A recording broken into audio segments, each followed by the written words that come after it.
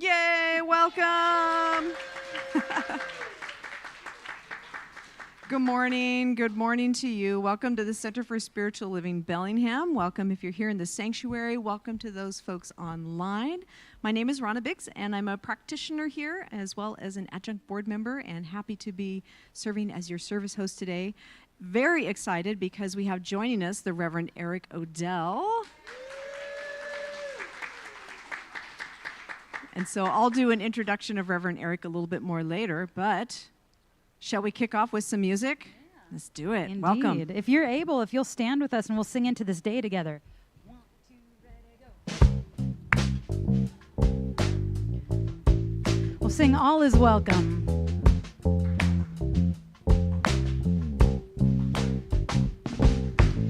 Here I have a place, here I do belong.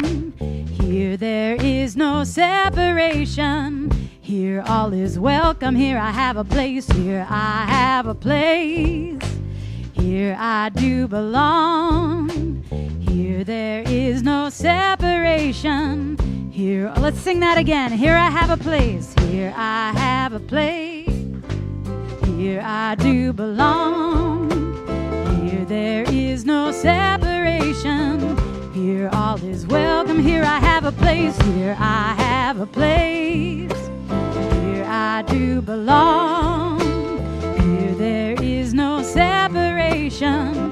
Here all is welcome. Bring what I have. Offer what I can. I'm exactly where I need to be. Right here as I am. Bring what I have. Offer what I can. I'm exactly where I need to be, right here as I am. All right, so I'm realizing as we're singing, some of you know that these two parts go together. And so some others of you don't know that they do. And so you're like, why is everybody singing differently than I am? So if you feel so inclined, you can follow along with me and just follow whatever I sing. If you also want to do your own thing, this is a good song to just do your own thing, and you can pick a part and sing. Here we go. Here I have a place. Here I have a place. Here I do belong. Here there is no separation. Here all is welcome. Here I have a place. Here I do belong. I'm exactly where I need to be, right here as I am. Bring what I have, offer what I can. I'm exactly where I need to be, right here as I am. Bring what I have, you got it. Offer what I can. I'm exactly where I need to be, right here as I am. Here I have a place. Here I do belong. I'm exactly where I need to be, right here as I am. Here I have a place. Here I do belong. Here there is no separation. Here all is welcome. Bring what I have. Offer what I can. I'm exactly where I need to be, right here as I am. Bring what I have.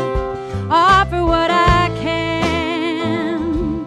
I'm exactly where I need to be, right here. I'm exactly where I need to be. I'm exactly where I need to be, right here as I am.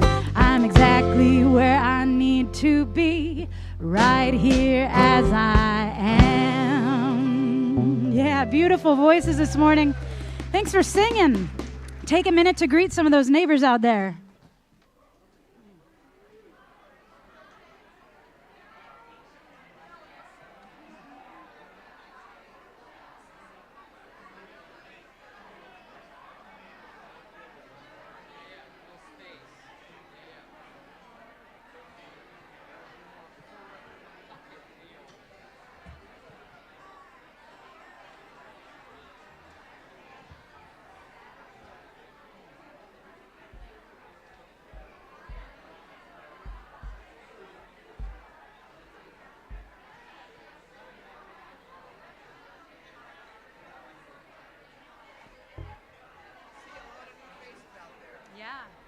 I'm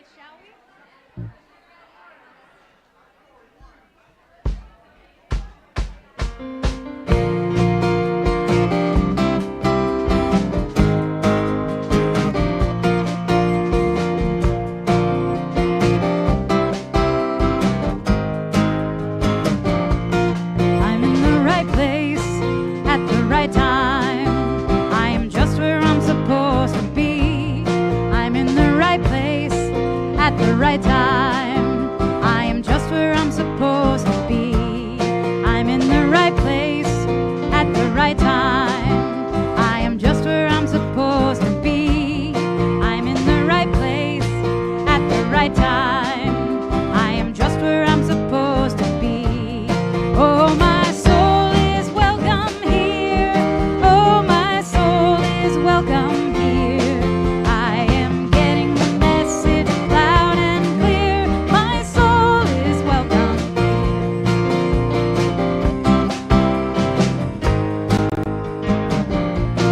I'm in the right place at the right time. I am just where I'm supposed to be. I'm in the right place at the right time. I am just where I'm supposed to be. Oh, my soul is welcome here.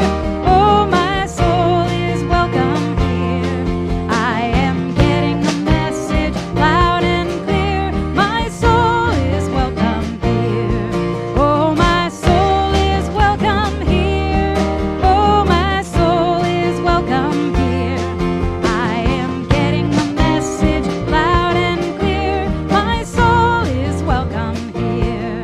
I am getting the message loud and clear. My soul is welcome here. My soul is welcome here. My soul is welcome here. My soul is welcome here. My soul is welcome here. My soul is welcome here.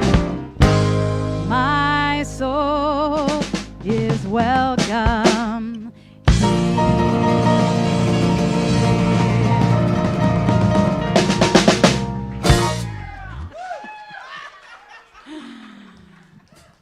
Oh, yeah. All right. Well, at this time, we are going to invite any of our kids who are here with us today to come up to the stage and join their teachers. We're going to sing Hooray for the World as they get to go out and enjoy nature during this time that we're inside, enjoying ourselves as well. Hooray for the world.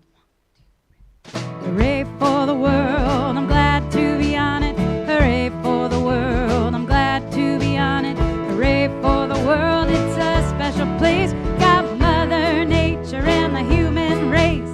The world's got trees and bumblebees, rivers and lakes and the open seas, mountains and valleys and animals too, and a sun that shines on me and you. Hooray for the world, I'm glad to be on it. Hooray for the world, I'm glad to be on it. Hooray for the world, it's a special place. Got Mother Nature and the human race. We got Mother Nature and the human race.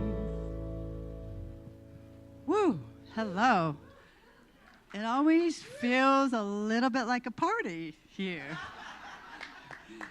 I'm Heidi, practitioner of the day, along with lovely Cindy, and Leo did the meditation, and Wanda here.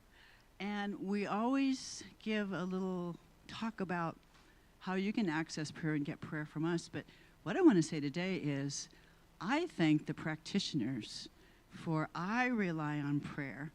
And one of the ways is I love morning prayer, 5 minutes video in the morning. You don't even have to show your face, but there's always something, and different practitioners do prayers in different ways and different readings. It's just a lovely thing. So thank you for that. And won't you join me today in an opening prayer?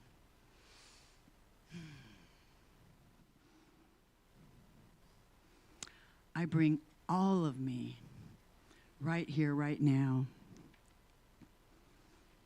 I'm ready for all of life, all of spirit, What an amazing place and what an amazing time to be a sacred human, knowing what we know, that everything is spirit. And I know that when I see your faces, I see beauty everywhere, and I feel joy. And when I'm thrown off, I remember to remember what really matters. Love is what matters. Love is what grounds us and keeps us connected. I'm so grateful for that connection. I let go, I let God, and so it is.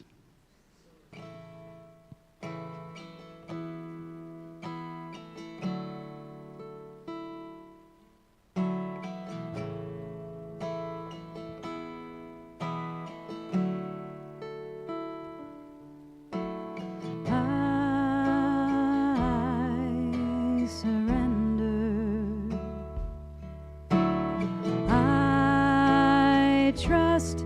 and I know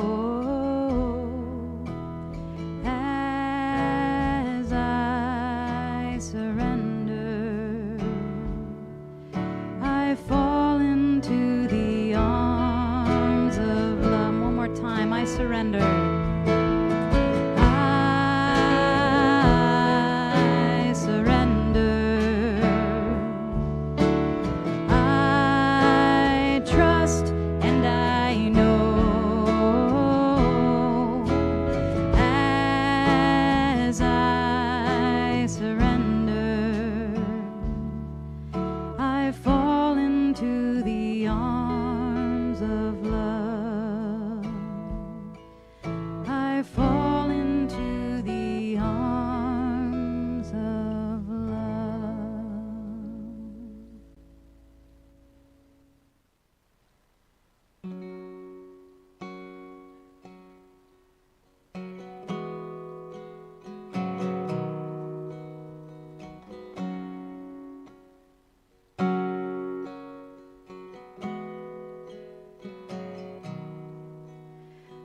Standing on the edge, leaning out with every breath.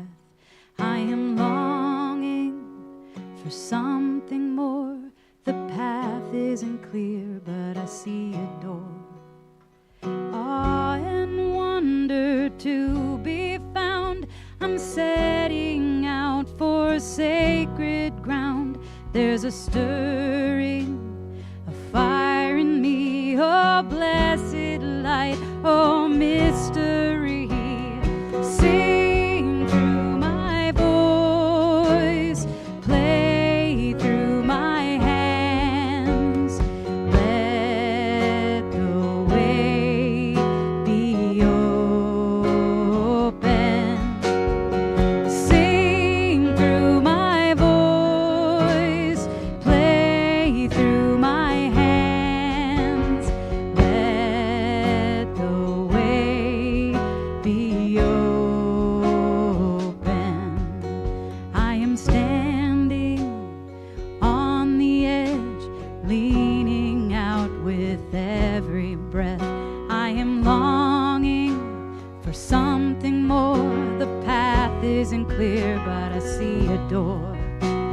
Awe and wonder to be found. I'm setting out for sacred ground. There's a stirring, a fire in me, oh blessed light, oh mystery. Sing through my voice, play through my hands. Let the way be open. Sing through my voice, play through my hands. Let the way be open. Sing through my voice. Sing through my voice, play through my hands. Let the way be open. Sing through my voice, play through my hands. Let the way be open. Let the way be open. Let the way be open.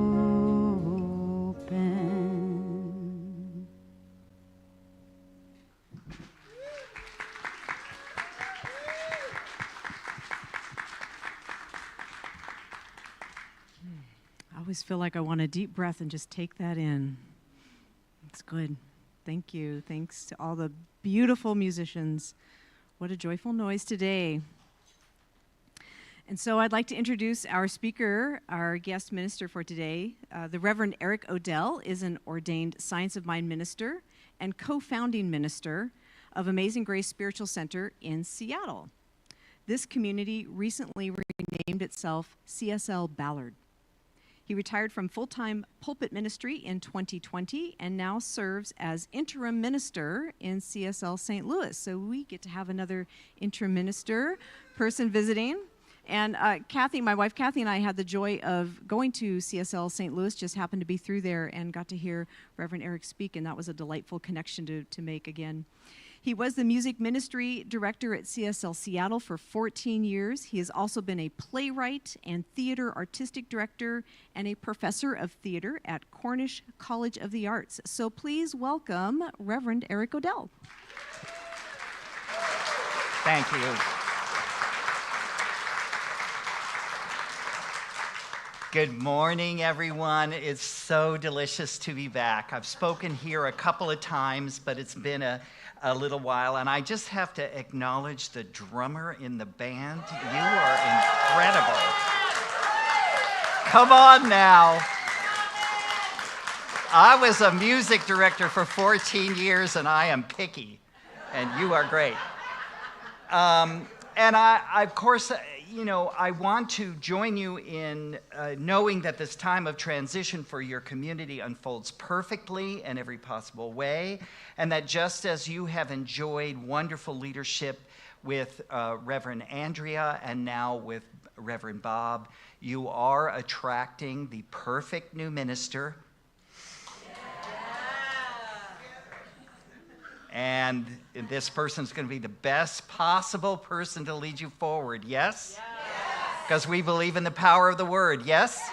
Okay. And I want to offer you this wonderful affirmation from Eddie Watkins Jr. And he says, I don't know how it's going to turn out. I just know it's going to be great. So repeat after me. I don't know how it's going to turn out. I don't know how it's going to turn out. I just know it's going to be great.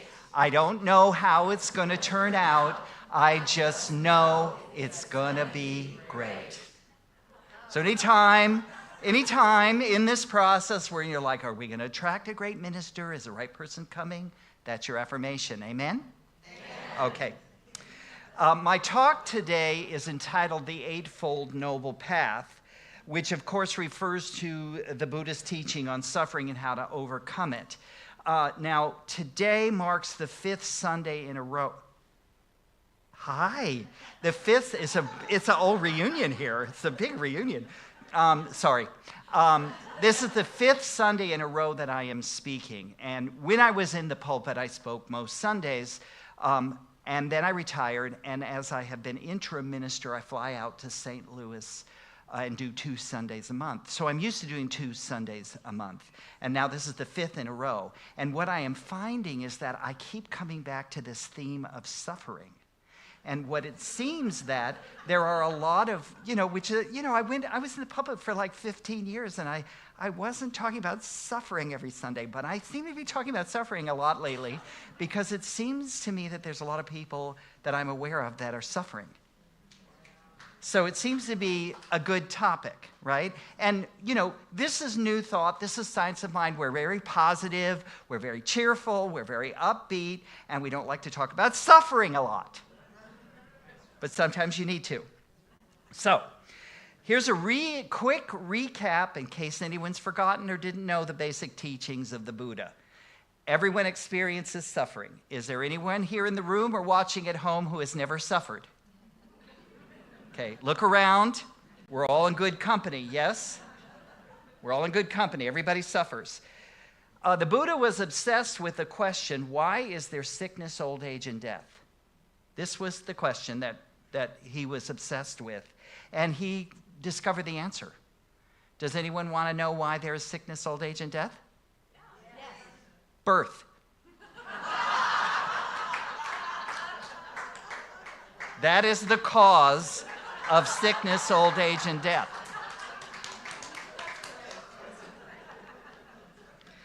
Now, the cause of all mental, and actually, what is the first thing that happens when you're born into a body?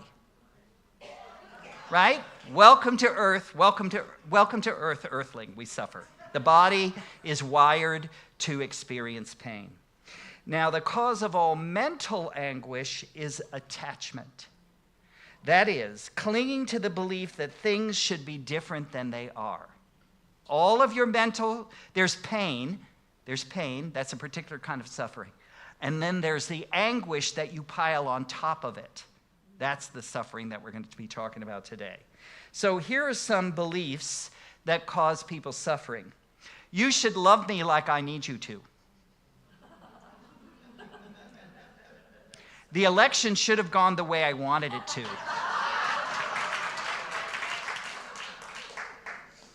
Reverend Andrea shouldn't ever want to retire. I should win the lottery. Okay, I read this thing. Your chances of winning a big lottery are the same as if you were struck by lightning in the same spot 11 times. Not great. No one that I care about should ever die. That's another big cause of suffering. And the way to freedom from all this mental anguish is non-attachment. And the way to achieve non-attachment is slide the Eightfold Noble Path. Okay? This is the Eightfold Noble Path. Right view, right intention, right speech, right action, right livelihood, right effort, right mindfulness, and right concentration. So just do that, and you're good. If it was only that easy. I don't have time this morning to talk about all 8 spokes on the wheel of the Eightfold Noble Path, so I'm going to focus on one this morning, which is right mindfulness. And I begin by asking, is there anyone here or watching at home who would like to suffer less? Wonderful. You're in the right place. Since all of your mental anguish is caused by your mental attachments, the useful thing to do when you notice that you are suffering is to ask yourself, what am I attached to? So the first thing is really a good idea to notice that you are suffering. And on top of that is to notice that it's your thoughts that are causing your suffering. Right? So what do you attach to? You have a belief that something either should be happening or not happening. All of your mental anguish is caused because you believe that something should be happening that isn't, or shouldn't be happening that is happening. Whatever it is, consider the possibility that this attachment is not a truth, it's just a desire, an idea, or a belief. This is right mindfulness. This is right mindfulness, to become mindful of how you are causing your own suffering and diagnosing it. And have you noticed that we live in a time when people believe all kinds of things that are absolutely not true?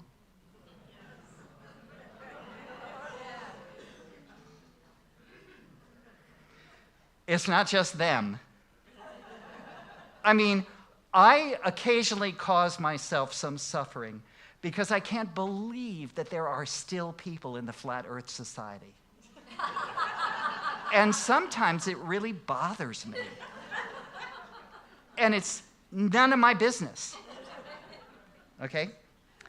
You, being a human being who may not have attained enlightenment and complete freedom from all attachments, most likely also believe something that you're certain is true but totally isn't true. So we have our judgments about the people that we look out there and say, I can't believe you believe that, the whole time that we ourselves are believing things that are absolutely not true. I've got this bad medical diagnosis because God hates me. That is a belief, and it's not uncommon. It's not true. You got the diagnosis because you have a body and your number came up. Because the cause of physical suffering and sickness is having a, right? It's not personal. The only souls who are guaranteed not to get a fatal disease are souls that don't have bodies.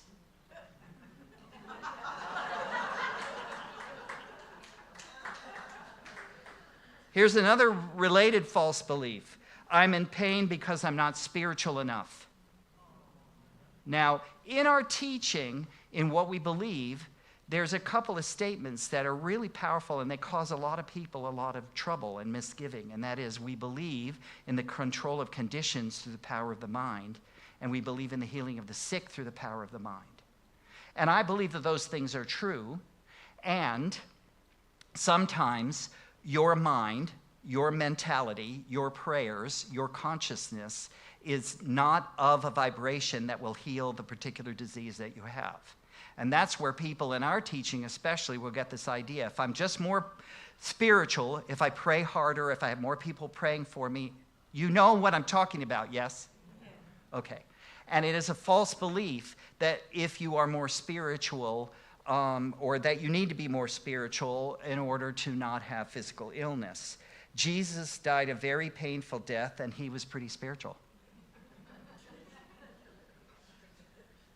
The Buddha died from eating poisoned mushrooms. The Hindu saint Ramana Maharshi took 4 years to die of bone cancer with a blissful smile on his face. If you wonder why you got shot in the head, the Buddha would say, you got shot in the head because your head was in the perfect spot to get shot.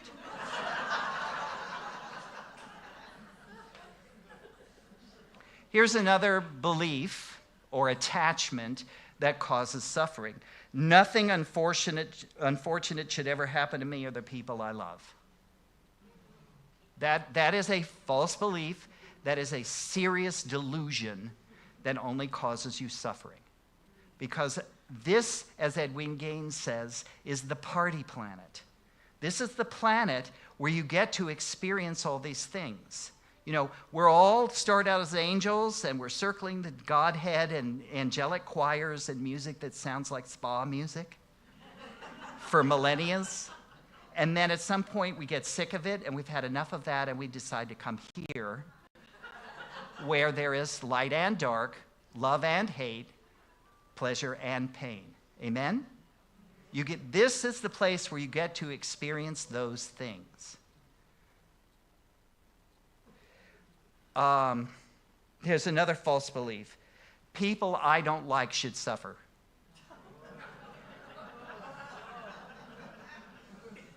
I refer back to the election. This teaching of the Buddhas is very good news because through mindfulness, you can free yourself of all mental anguish. And this is the essence of science of mind, by the way. Change your thinking. Change your life. Change your thinking. Change your life. It's out there. I'm not saying anything that's new. There's nothing new under the sun. That's why we call it New Thought, Ancient Wisdom. I've been serving as the interim minister for CSL St. Louis for 14 or 15 months. And I got a great lesson in right mindfulness during my tenure there. Now, when the opportunity to apply to be the interim minister in St. Louis came up, the person in charge of the program gave me a big warning. And she said, there's an opening in St. Louis, and the place is a mess. It's a mess spiritually, it's a mess emotionally, it's a mess financially, it's a mess. Like there's a big mess, okay? And she was telling the truth. And it wasn't like here, so I'm inviting you to just count your blessings. Because this place is great, and Andrea is great. And I'm very happy for Reverend Bob and a teeny bit jealous. Okay. Because of how things unfolded with the departure of the outgoing ministers, lots of people were angry, grieving, and upset. The board was exhausted by months, if not years of drama. They weren't tithing. They were operating in the red. The bylaws were a mess. The building was in desperately need of a clear out and a clean up, all of which proved to be true. And I'm happy to report that after 14 months, the center is tithing. And you know what happened the month after they started tithing? They started operating in the black. Because it's a thing called spiritual law. Okay. Junk has been thrown out. Things that needed repainting have been repainted. People who were hurting have had the time and the opportunity and the companioning they needed to heal. The bylaws have been revised, which was tedious and took a long time. And they approved. Their collective work and consciousness has also attracted a great candidate that they are considering next month. So all is well as an unfolding as it should. Now, a lot of my time there has been a great joy, and I've also been required to have what we euphemistically call crucial conversations. And I have had to ask or more accurately require people to do certain things and follow certain rules that has really pissed them off. And that was very difficult for me because I am a people pleaser. And my attachments, my false beliefs, were that everyone should like me all the time and that if someone is angry with me, it's always my first fault and I'm a bad person. That was the cocktail of my attachments. People should like me all the time, and they should never be mad at me, and if someone is mad at me, it's absolutely my fault, and I have to do anything and everything I can as quickly as possible to erase or relieve their anger. Anybody besides me? Yeah. And it got worse when I found every time I had to confront a toxic personality, it was very painful. And it got worse when I found out that one of those persons started telling outrageous lies about me. Juicy. Oh, so juicy.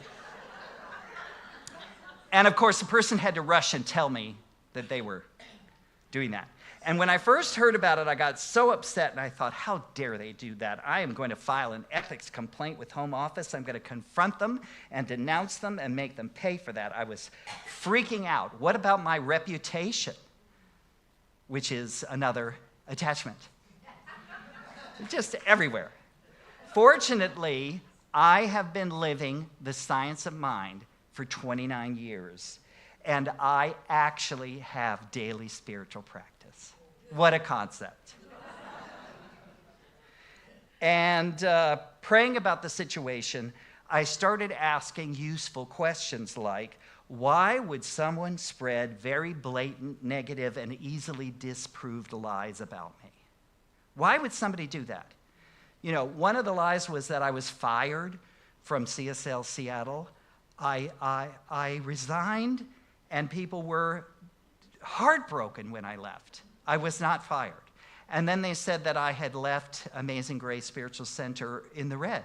And I operated it, Colette and I operated it in the black for 12 years. These are very easily things, you know, lies to be contradicted. And then I thought, well, it seems to me that they are telling these lies because they believe I am their enemy. They believe that the changes I'm bringing to the center are a threat to them or something precious to them. And that led me to the realization that I am no one's enemy. I am no one's enemy. I am a person of goodwill. I really, genuinely want everyone to be happy, to be free, to be prosperous, and to be well. And that led me to the realization that since I'm no one's enemy, I have no enemies. The promise is, if God is for us, who can be against us? That's in the Bible. So I am no one's enemy, and I have no enemy. And the universe is truly conspiring for our good. And that is true of the other person. They have no enemy either because we're all one. And I was moved by compassion, and it became very easy to pray for their highest and best good. Right mindfulness liberated me from all concern about the situation, and I am free.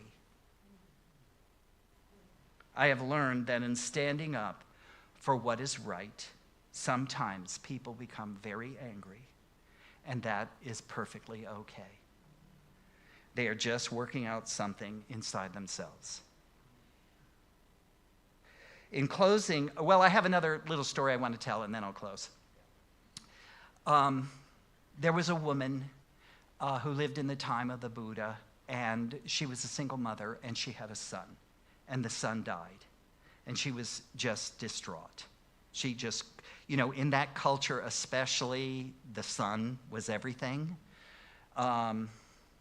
And she just could not get over this death. She couldn't get past it. And a year went by, and she was just distraught, miserable, unable to go on. And she went to the Buddha, and she said, Buddha, I know that you are a spiritual master. Can you bring my son back from the dead? And he said, yes. What you need to do is you need to find a household that does not know death.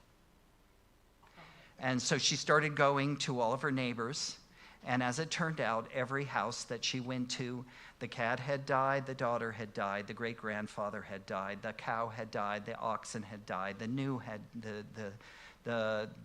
eagle, the falcon they had trained to hunt had died, the horse had died, the sister had died, the mother had died, somebody had died.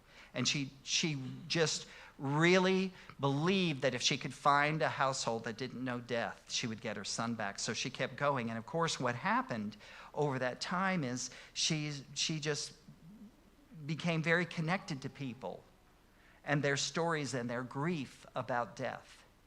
And she developed great compassion for people who had lost someone or something they loved as she had. And she became a very wise listener, and eventually became a Buddhist nun, and eventually became enlightened. All of the suffering that you experience, all of the suffering that you witness in the people around you, in society and in the world, it serves a purpose. It's never random. It's never too much. It all unfolds. It comes from a particular source, and it works itself out.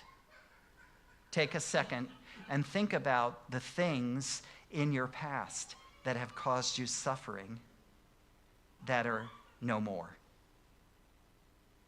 How many things you have suffered over and you don't even remember anymore that they caused you suffering?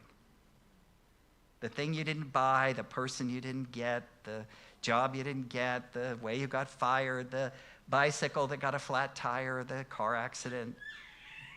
Myriads of things that have caused you suffering over the years, and a lot of them you don't even remember anymore. Everybody take a deep breath and let it go.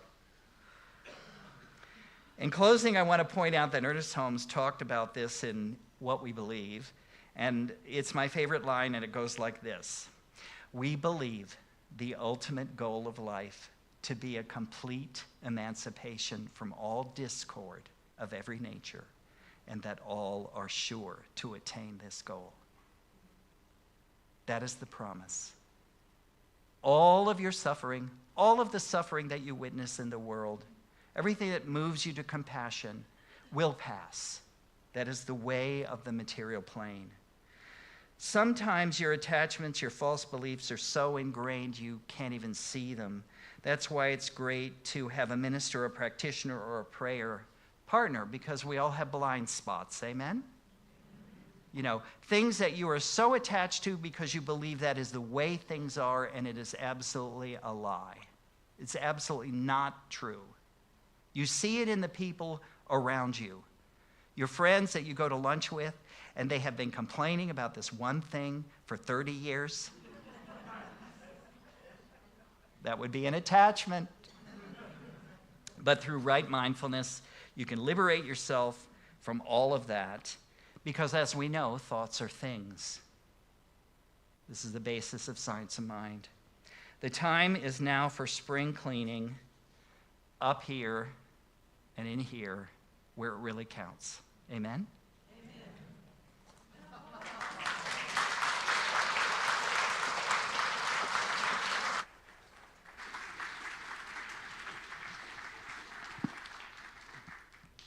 Thank you, Reverend Eric. Beautiful. And there's so much in what you shared today that is so applicable for our community and our current time, as well as us individually. So thank you for that very much.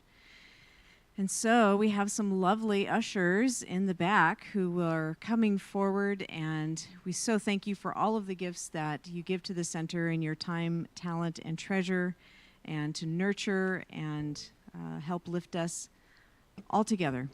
Thank you so much. Today and every day I'm gonna dwell upon the good. Today and every day I'm gonna dwell upon the light. Today and every day I'm gonna dwell upon the peace. Today I'm finding gratitude for all that's right. What we dwell upon, we become. What we dwell upon, we become. What we dwell upon, we become. So let's dwell upon the good. Today and every day I'm gonna dwell upon the love. Today and every day I'm gonna dwell upon the grace. Today and every day I'm gonna dwell upon the joy. Today I'm seeing God in each and every face. What we dwell upon, we become. What we dwell upon, we become. What we dwell upon, we become. So let's dwell upon the good.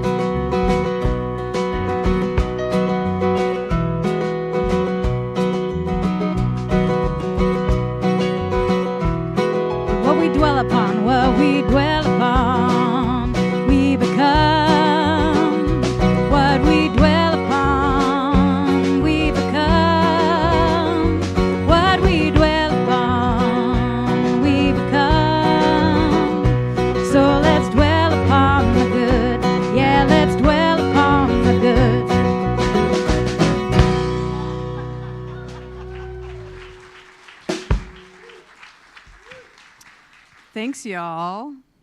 Lynn, my clicker buddy for the announcements. Excellent, excellent. So, yes, please. Yes, please. No. No. Thank you.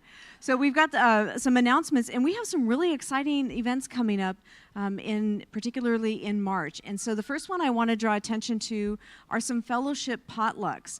And over the last couple of months, as Dr. Bob, our interim minister, has been here, we've been hosting some potlucks with different groups. And there are 2 more potlucks coming up in March. And Dr. Bob in March is going to be with us on the 2nd and 3rd Sunday. And so those weekends are getting tied in together. So the first one will be on Saturday, March 8th. And Mike and Pat Roberts are hosting that. And then on Sunday, March 9th, Andrea and Ken Wood are hosting. And each of these potlucks is a great opportunity to have a small group conversation experience, to connect with Dr. Bob, share your thoughts, and he asks great questions to learn a little bit more about our community that really feeds into the sense of our transition as a community. So please sign up for those potlucks. There are only 8 spaces at each, so this is a great opportunity. Plan ahead, and especially thank you to the folks who are hosting. And then coming up, there is a today and every 4th Sunday. This is a brand new program that's happening. There is a monthly grief support group that will be starting, and it will be on every 4th Sunday from noon to 1:30. And this program is really an opportunity to help move forward in understanding your individual grief experience and letting go, and certainly to have that supportive community together. So that's going to be today at noon after in the classroom. Thank you, Clara. And then Spirit at Work. So Reverend Kalish is going to be stepping in. Reverend Jerry Hudson wasn't able to make the Spirit at Work, and so Rabbi Kalish, who's also a practitioner here, is going to be the featured speaker at the Spirit at Work breakfast. And again, you can sign up at the Ask Me desk for that. It is $30, and also no one is turned away. So let us know what you can do. But these Spirit at Work breakfasts have just been powerful. I just keep hearing great conversations around the benefits of that community conversation and support. So looking forward to having Rabbi Kalish at that one. And then coming up, again, a couple things in March around what's happening here at the center too. And I just love, because this ties in so much of what Reverend Eric was talking about with that interim ministry, interim minister process, and how we are transitioning as individuals in a community in relation to letting go of Dr. Andrea and the center functioning in a particular way. And it's really about honoring that and making space for the new. And so Dr. Bob is going to be doing a next phase of the transition process in starting a workshop called Imagining Our New Minister, Part 1, which implies there's more than one part. But this one is themed around releasing what went before. And if you attended the couple of workshops that he did here in February, there were close to 50 people at each workshop, and it was really well attended. And so we really invite you to put those on your calendar and to spend that time. It's from noon to 2, so it'll be right after the Sunday service on March 9th. We ask that you do sign up at the Ask Me desk so we can get a count for tables and things like that. But these are really powerful opportunities, and have heard nothing but good feedback from the experiences so far. There's sometimes tough conversations to go through, but very, very powerful. And so Dr. Bob has been just an excellent facilitator, and we hope that you'll join us again in March. And then on the heels of that, the next Sunday on March 16th will be Dr. Bob's second Sunday with us, but also a really important time of the year for our center. It's our annual general meeting.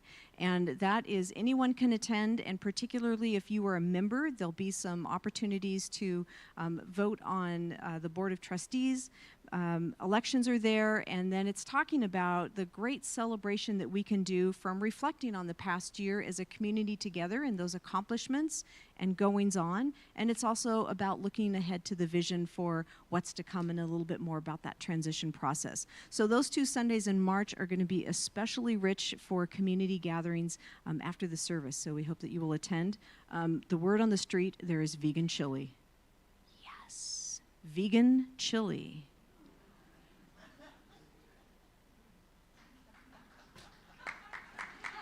Thanks, Gary. It's good. Good. And then last, thank you especially practitioner Joanne Allison for helping to initiate and organize some of these larger processes, but there was a massive care cookie dough making party and assembling supplies and the donations and the efforts. It's really going to support folks who are unhoused in our community. So thank you so much for all the generosity with that. And we'll just leave it there. Thank you again to Reverend Eric Odell.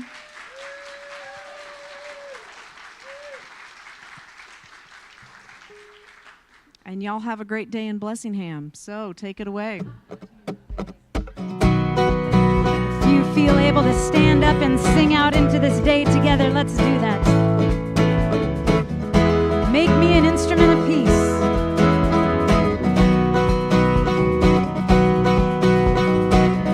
Make me an instrument.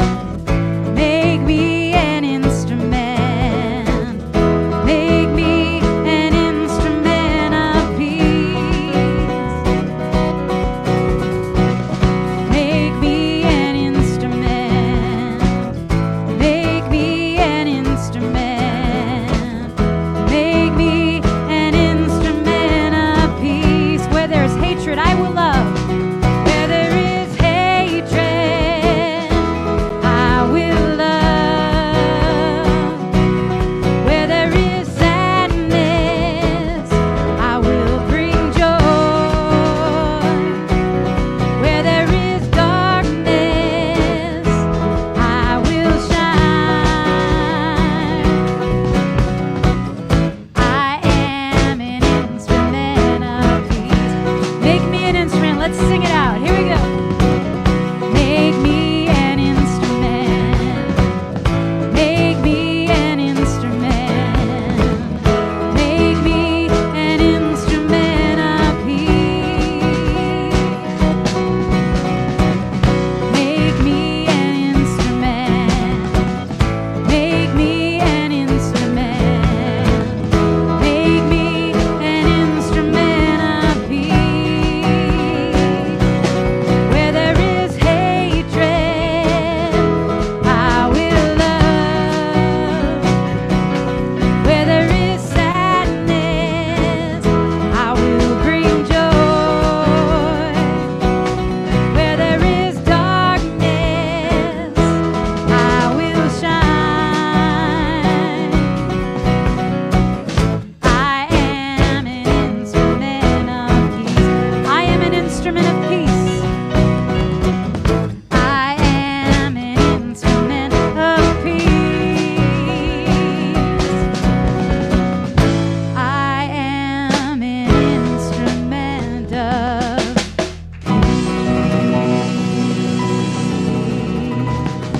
peace. You all have a wonderful week, and we'll hope to see you again real soon.